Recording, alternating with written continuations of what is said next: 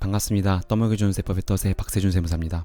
오늘은 2019년 귀속 주요 개정사항 보도록 할게요. 모아서 보는 거니까요. 하나하나 제가 지금 11부까지 올려드린 것 중에서 개정사항만 지금 보는 겁니다. 2020년 2월 신고용입니다. 저희가 총 급여액부터 근로소득공제, 종합소득공제, 세율, 산출세액, 세액공제까지 다 공부를 했어요. 그래서 총 결정세액까지 나오는 거를 다 공부를 했습니다. 그래서 오늘은 이제 하나하나 이제 개정한 거에 대해서 볼 건데, 먼저 종합소득공제부터 볼게요.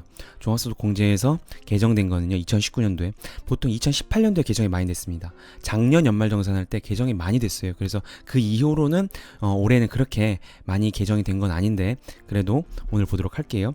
자, 이제 특별소득공제 중에서 주택자금공제, 이 부분에서 이 장기주택 저당차입금 이자 상한액이 개정된 게 있어요. 요거는 주택을 취득하고 그 취득한 그 자금에 대해서 소득공제를 해주는 거죠.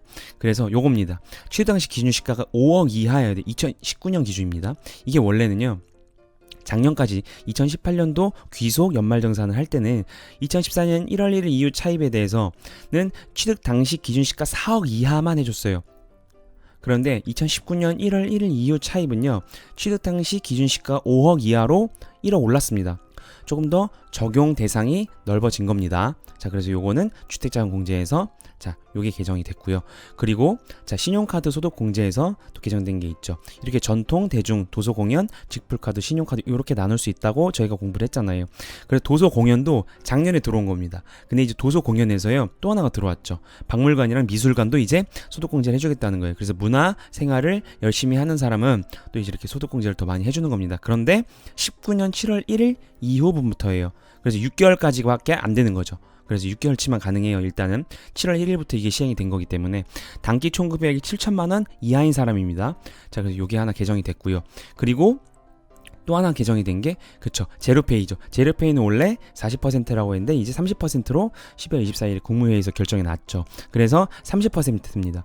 직불카드랑 이제 현금 영수증 다 30%이기 때문에 그 결제하는 그 수단의 형평성을 고려해서 30%로 했어요. 원래는 전통시장이랑 같게 제로페이를 40% 소득공제다 하고 막 광고를 했잖아요. 근데 이렇게 되지 않습니다. 자, 30%로만 공제를 할 수가 있어요. 자, 그리고요, 세액공제에서 바뀐 거, 주요된 거 볼게요. 제일 중요한 게 자녀세액공제죠. 요거 모르시는 분들도 많은데 아직도. 자, 자녀세액공제 중에서 원래 작년까지는요, 기본공제 대상자는 다 됐습니다. 근데 이번 2019년도에 7세 이상의 자녀가 들어왔어요. 7세 미만 취약 아동 포함입니다. 7세가 아니다, 7세 미만이다 하더라도 취약했어요. 미리 학교에 들어간 사람이 있을 수도 있잖아요. 그쵸? 그 아이는 7세가 안 되더라도 된다는 거예요. 이 자녀세액 공제가 된다는 거예요. 그쵸? 자, 그래서 원래 이 기본공제 대상자가 어떻게 됐죠? 그쵸? 원래는 이렇게 20세 이하면 됐어요. 그죠? 소득요건 당연히 충족이 돼야 되고요. 그런데 이제 2019년부터는 아동수당이 이제 중복 적용을 배제하겠다는 겁니다. 그래서 아동수당도 받기 때문에 7세 이상의 자녀만 된다. 그래서 7세에서 20세로 정리하면 돼요. 7세에서 20세 사이의 구간에 들어오는 자녀들만 자녀세액 공제를 받을 수가 있습니다. 자, 이제 월세세액 공제에서 하나 더 들어온 개념이 있어요. 자, 공제 대상 요건이 과세기간 종료일 현재 무주택 세대의 세대주여야 되고요. 그쵸? 총급액 7천만 원 이하면서 종합소득이 6천만 원 이하인데, 대신에 국민주택 규모의 주택이었어요. 국민주택 규모는 전용 면적이 85제곱미터 이하이거나 아니면 읍이나 면 같은 경우에 100제곱미터 이하예요. 그쵸? 그런데 이 기준시가 3억 이하가 포함이 됐습니다. 그래서 그 면적을 초과하더라도요, 그 기준시가, 실거래가 말고요, 실거래보다 기준시가가 낮죠. 그 기준시가에 3억 원 이하면 그 주택도 되는 거예요, 월세가. 자, 그래서 월세세액 공제까지 이제 받고요. 자, 의료비세액 공제 보겠습니다.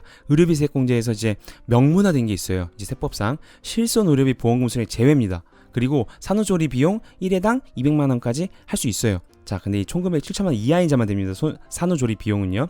자, 이 실손 의료 보험금 수령액 제외는 원래 당연한 거예요. 그쵸? 왜냐면 내가 100만 원을 예를 들어서 의료비 지출을 했는데, 예를 들어서 그 의료비 지출된 것이 보험회사로부터 다시 다 받을 수 있잖아요. 그쵸? 받는 사람도 있잖아요. 그쵸? 그 100만 원을 받았어요. 그러면 내가 진짜 실제로 지출한 금액은 0원인 거죠. 그쵸? 그렇기 때문에 사실은 의료비세액 공제를 받으면 안 됩니다. 왜냐면 내가 진짜 지출한 거에 대해서만 의료비세액 공제를 해주는 것이죠. 근데도 작년까지는 실손 의료비 보험금 수령액을 다 넣고 하시는 분들도 많았어요. 근데 이제 이게 명문화 됐습니다. 그래서 이게 홈택스에서도 조회가 가능해요. 그래서 이건 무조건 이제 제외를 해야 됩니다.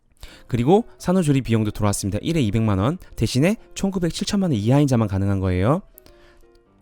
자, 그리고 기부금세액공제 볼게요. 기부금세액공제는 자 이제 바뀐 게 원래는 2천만 원이었습니다. 2천만 원 이하까지 15%고 2천만 원 초과부터 30%인데 그 기준 금액이 1천만 원으로 낮아졌습니다. 1천만 원 이하가 15%고요. 1천만 원 초과는 30%입니다. 자, 그래서 소득공제랑 세액공제에서 중요한 건 다 봤고요. 자, 이제 총급여액을 볼게요. 총급여액은 자 이제 비과세 쪽에서만 변경된 게 있습니다. 이건 왜 맨 끝에 하냐? 이제 보통 이제 1, 2분 듣고 안 들으시는 분들이 많기 때문에 지금 맨 뒤에 하는 거예요. 원래 맨 처음에 하려다가. 자, 그리고 과세랑 비과세가 있다. 그쵸? 비과세 중에서 비과세는 소득세랑 4대 보험을 떼지 않는다. 그래서 비과세를 중점적으로 저희가 봤잖아요. 그쵸? 2강에서. 자, 먼저 생산직 근로자의 초과수당금 이거 비과세입니다. 연 240만 원까지 돼요. 그래서 연장 야간 휴일. 그쵸? 그 요건이 생산직이면서 직전 과세기간 총급여액이 2,500만 원 이하면서 월정 금액이 210만 원 이하다. 그래서 이렇게 공부했잖아요. 그쵸? 근로소득자는 월정 금액이 210만 원 이하여야 된다. 요게 개정이 된 겁니다. 똑같아요. 직전 연도 총급여액 2,500만 원 이하는. 자, 그래서 월정 급여에는 과세랑 비과세는 구분 없이 매달 받는 금액이다. 그래서 요렇게 계산한다고 했잖아요. 그리고 총급여액은 이 총급여액이다. 근로소득 공제를 빼기 전이다. 그래서 요게 바뀐 겁니다. 210만 원 원래는 190만 원이었어요. 그래서 20만 원을 더 올려준 겁니다. 그리고 이 항목 업종도 추가가 됐죠. 2019년도에 돌봄이랑 미용이랑 숙박시설 요 세 개가 더 추가가 됐어요. 그래서 더 많아진 거죠. 그렇기 때문에 이 생산직 근로자 시간외 수당 연 240만 원 받으실 분들은 비과세로 신고를 해야 되는 겁니다. 그리고 직무발명 보상금이 원래는 한도가 300만 원이었는데 200만 원 올려줘서 500만 원까지 개정이 됐습니다. 자, 그래서 이렇게 토탈 이 주요 개정 사항을 컴팩트하게 봤습니다. 요거를 잘 참고하시고 연말정산에 반영하시기를 바랍니다. 지금까지 떠먹여준 세법의 떠세 박세준 세무사였습니다. 감사합니다.